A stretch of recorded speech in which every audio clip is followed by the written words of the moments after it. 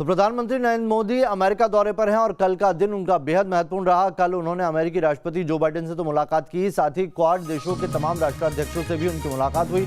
इस दौरान क्वाड की अहम बैठक में प्रधानमंत्री नरेंद्र मोदी ने जो भाषण दिया वो भी बेहद मायने रखता है। उन्होंने क्वाड की जो मौजूदा स्थिति है उस पर अपनी राय रखी। उन्होंने कहा कि 2004 में सुनामी के बाद क्वाड की शुरुआत हुई थी। क्वाड की बैठक ऐतिहासिक है।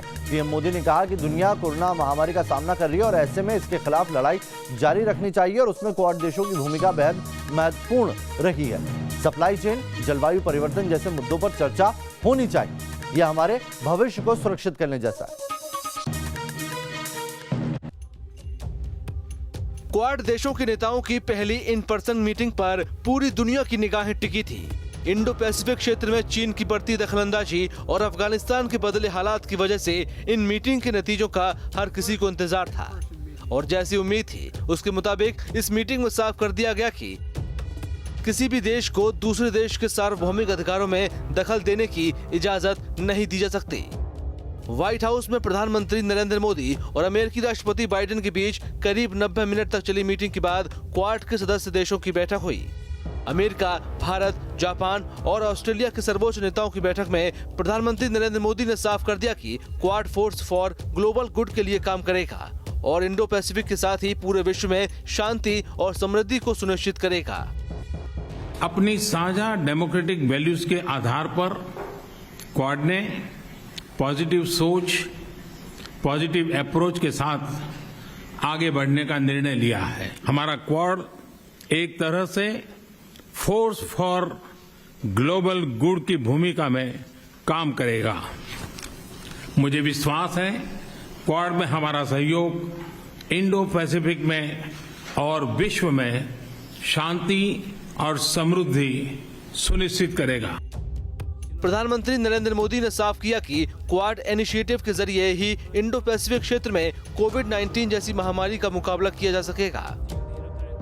आज जब विश्व कोविड-19 पैंडेमिक से मुकाबला कर रहा है तो क्वाड के रूप में हम एक बार फिर मिलकर मानवता के हित में जुटे हैं।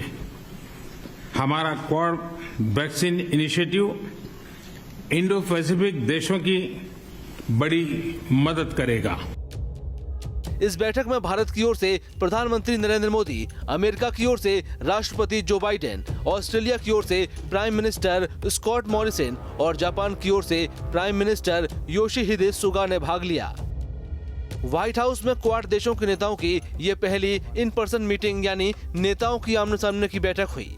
इसमें अमेरिकी राष्ट्रपति जो बाइडेन ने कहा कि इंडो पैसिफिक क्षेत्र के विकास के लिए जिस एजेंडे पर 6 महीने पहले सहमति बनी थी उस दिशा में ठोस प्रगति हुई है।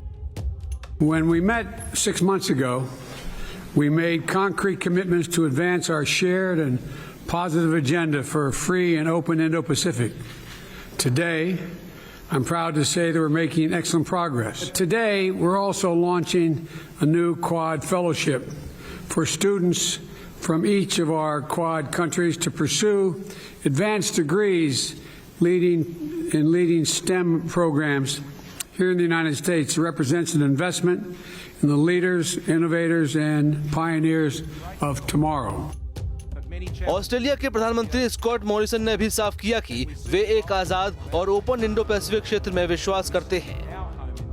The Quad is about demonstrating how democracies such as ours, and we believe in a free and open Indo-Pacific, because we know that's what delivers a strong, stable and prosperous region. वहीं Japan के प्रधानमंत्री Yoshihide Suga ने भी साफ किया कि ये quad summit स्वतंत्र और ओपन इंडो पैसिफिक क्षेत्र के लिए हमारी प्रतिबद्धता को दर्शाता है। 本日はそのような協力の具体的進展を確認をするとともに、インフラやクリーンエネルギーといった新たな分野での協力、科学技術分野での人的交流の拡大なども含め、日米豪印協力をさらに一層拡大していくための議論ができることを楽しみにしています。また4月に इस शिखर सम्मेलन में इंडो पैसिफिक रीजन की शांति व्यवस्था पर चर्चा करने के साथ ही कई और अहम मुद्दों पर भी चर्चा की गई। बताया जा रहा है कि इस बैठक में नेताओं ने इंडो पैसिफिक रीजन में शांति की बहाली को प्राथमिकता देते हुए अफगानिस्तान संकट पर विस्तार से बातचीत की। इसके साथ ही चीन की आक्रामक नीति पर भी चर्चा की गई। बैठक में नेताओं के बीच बातचीत के मुद्दे के रूप में वैश्विक आतंकवाद को चुनौती देने पर भी मंथन हुआ। इसके साथ ही पूरी दुनिया में कोविड-19 की चुनौतियों, जलवायु परिवर्तन और साइबर स्पेस में आपसी साझेदारी पर चर्चा हुई। They shared perspectives on the situation in Afghanistan, emergent challenges in South Asia and the Indo-Pacific, reaffirmed their commitment to work together to contain the COVID-19 pandemic and work towards preventing other pandemics that would come in the future. Evolving a common approach to emerging technologies, cybersecurity and addressing the challenge of climate change was something that the leaders discussed. Quad देशों के नेताओं की इस बैठक से चीन पहले ही बौखलाया हुआ है। इस बैठक से पहले चीनी विदेश मंत्रालय के प्रवक्ता झाओ लिजियान ने कहा कि चारों देशों के समूह को किसी तीसरे देश और उसके हितों को निशाना नहीं बनाना चाहिए। चीन हमेशा मानता है कि किसी भी क्षेत्रीय सहयोग तंत्र को किसी तीसरे पक्ष को निशाना नहीं बनाना चाहिए या उसके हितों को नुकसान नहीं पहुंचाना चाहिए। किसी तीसरे देश के खिलाफ खास बंद समूह का गठन मौजूदा समय की प्रवृत्ति और क्षेत्र के देशों की आकांक्षा के खिलाफ है। इसे कोई समर्थन नहीं मिलेगा। दरअसल क्वाड में शामिल चारों देशों को चीन अपना विरोधी मानता है। ये चारों देश चीन की बढ़ती ताकत को लगातार चुनौती दे रहे हैं। जानकारों का कहना है कि क्वाड देश दक्षिण चीन सागर में चीन पर अंकुश लगाने, हिंद महासागर में चीन के प्रभाव को कम करने, चीन की आक्रामक नीतियों से निपटने, चीन के व्यापारिक और आर्थिक हितों पर चोट पहुंचाने, इंडो पैसिफिक रीजन को चीन के प्रभाव से मुक्त करने, free and open Indo Pacific region तैयार करने की कोशिश में लगे हैं। जानकारों के मुताबिक क्वाड देशों की एकजुटता से चीन बौखला गया है। बहरहाल चीन की आलोचना के बावजूद क्वाड देश एक साथ हैं और यही बात चीन को सहन नहीं हो पा रही है। Team news nation.